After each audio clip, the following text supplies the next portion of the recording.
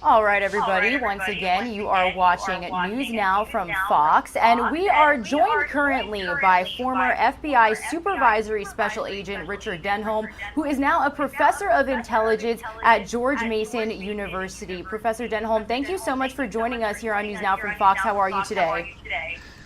Good morning. Thank you for having me. I'm good. Thank you.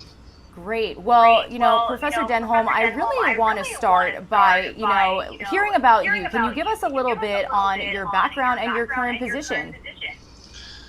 Sure. I am a retired FBI supervisory special agent. I spent almost 23 years with the FBI conducting law enforcement investigations. Worked pretty much all crime classifications that the FBI investigates, especially focused on public corruption investigations, which were investigations of corrupt public officials. I did that much of my career.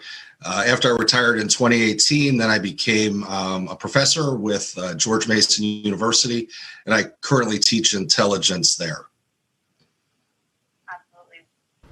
And Mr. Denholm, you're as a former FBI special agent. When you saw the unrest unfold in our nation's capital, what was your reaction? Well, I was shocked. I would have to say I wasn't surprised based on current events that I saw, but very shocking. It was very concerning to see. And I had a lot of thoughts about, what happened to the planning for the events, security measures, what happened to those. Those were questions in my mind. And of course, obviously, because I teach intelligence at George Mason, one of my first thoughts was there intelligence sharing going on between the law enforcement agencies and what happened there? So those were some of my thoughts, but definitely very concerned about what I saw.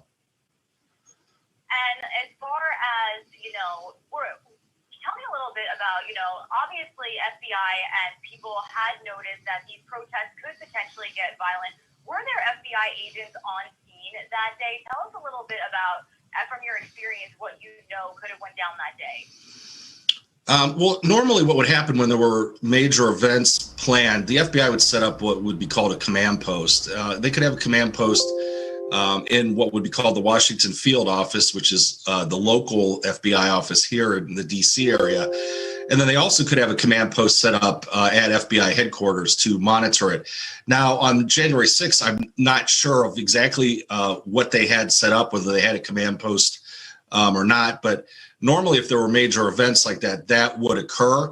However, there have been so many protests over the last year, especially, that would be called, people exercising their First Amendment rights. If they peacefully execute their First Amendment rights, that's fine. There's no problem. And so, law enforcement's monitoring of those activities would be somewhat less because they don't want to trample on people's First Amendment rights. However, if they cross over into violence, or there is intelligence developed that there's going to be a violent threat against government, against law enforcement, between groups, then that's where the FBI really becomes concerned. And they start working all of their sources, both human and technical, to gain as much intelligence as they can about those events in order to prevent any violent activity. Now, whether the FBI was there on scene or not that day, I am not sure of that. And I know there will be a lot of investigations to figure out what happened with that. And all of that will be looked at to figure out what happened. Now, once the unrest ended, there were still hundreds of suspects that needed to be found, and the FBI launched a huge investigation. And since it's been almost 2 weeks, there have been several people arrested all over the country. Talk about the scale of this investigation. Yeah, and these types of investigations, this is what the FBI is really good at and really excels at, coming in, unfortunately, after the fact a lot of times. But the FBI has the technical capability and the manpower to go nationwide and actually to go internationally as well. The FBI has 56 field offices nationwide. There are thousands of agents deployed in every major city in the country. And what would happen is when there's a major event like what happened here in DC, they would assign what would be called a case agent or several case agents. They would be in charge of the overall investigation. They would coordinate the collection of evidence. They would be looking at the evidence. And then what happens is, especially in this instance, there's so much video evidence, so many photographs, people admitting to what they did on social media. The FBI will be able to look at all that and track people down across the country. So the case agents here would be sending what we would call leads out to the various field offices, to their colleagues.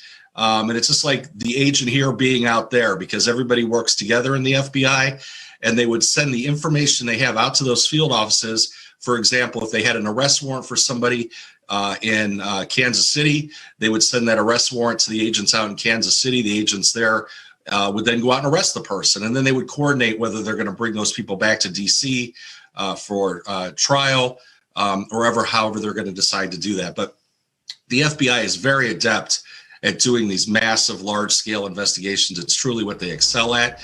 And this investigation, as you said, it's only gone on for 2 weeks. Many of the large investigations that I worked on in the FBI went on for years and years. The FBI never forgets, and they will be, following leads on this for years to come, I'm sure. And, obviously this investigation is not over yet. Tell me a little bit about how the FBI truly looks to the public's help to find people like this in this sort of investigation. Absolutely. And the public, they're really the best resources for the FBI. And you see a lot on TV with all the technical resources. Those things do exist and help. But what it comes down to at the end of the day are just sources, human sources. We call it humans in my intelligence course at George Mason.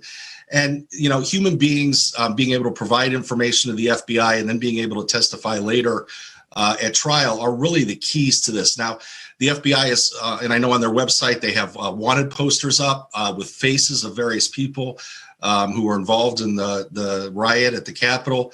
And I know that they're getting thousands and thousands of tips. People are calling in saying, hey, I know that person. And not only would they call in and say, I know that person, here's their name, here's where they live, but they also would be saying things about what that person had been talking about over the last few months, which helps to build the case. That's called evidence. And if they're calling the FBI saying, yes, this person for the last 3 months has been saying they're going to Washington to riot, take over the Capitol, whatever, that's very important information for the FBI to know. And I think there is some award money that the FBI has put out there to help with that. And again, human beings are the best sources for the FBI. And Mr. Denholm, in your experience, have you ever worked a presidential inauguration? No, actually, I have not worked on that. Those are national security special events. They usually have a smaller group of FBI agents, but part of a larger group of, obviously the Secret Service is running this one to protect the president-elect and the vice president-elect. And so usually that's a smaller group, but the FBI would surge resources. Obviously, in this case, they've surged a lot more resources. So I'm sure many agents are involved in the security for the inauguration. But the FBI doesn't stop there, because they would continue with the ongoing investigation they have as far as the events on January 6th. And Mr. Denholm, we also reported today that the FBI is now vetting the National Guard troops who are in D.C. or, expected to come to D.C. What does that necessarily mean, and why is it necessary, especially after the events that unfolded 2 weeks ago? Sure, absolutely. And it's very important to vet these folks to make sure that they're not tied to any of the groups that were involved in the events on January 6th, or that they're thinking about doing something or joining a group like that. And so everybody who's in the federal government, especially from a law enforcement perspective, people have security clearances. They go through detailed background investigations. People in the FBI have top secret security clearances, which is a very high level of vetting. Now, obviously, in this instance, they're not going to be able to get people security clearances, but the FBI and the Secret Service are very good at vetting people's backgrounds. Being able to do basic background checks to see if they have criminal histories, if there's outstanding warrants for their arrests, those would be serious red flags. And then also to be able to determine whether, again, they have any allegiance to the groups who are involved in January 6th, whether they're leaning that way, that sort of thing. Those could be security threats. The FBI and Secret Service, and I'm sure the officers in the National Guard will be very watchful for that type of activity. And, Mr. Denholm, last question, really going off of what you just said, what can we expect as far as FBI presence at the inauguration of Joe Biden? I am sure that every federal law enforcement agency and most state and local jurisdictions in the Washington, D.C. metropolitan area will have representatives there. Again, as I expect, I think the FBI presence at this event will be much larger than it has been in the past. The FBI definitely has as a key not only law enforcement role as far as making arrests, they also have a huge intelligence role as well.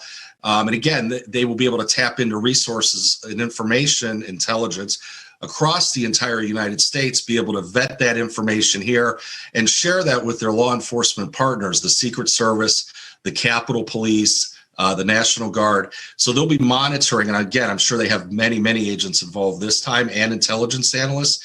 They'll be vetting all of that information and ensuring it gets to the right people that could action it in case there is a threat. Absolutely. Well, Mr. Denholm, thank you so much for your insight. Is there anything else you'd like to add before we wrap up? No, I just hope we have a peaceful and safe inauguration. And, my heart goes out to the Capitol Police officer who was killed at the event.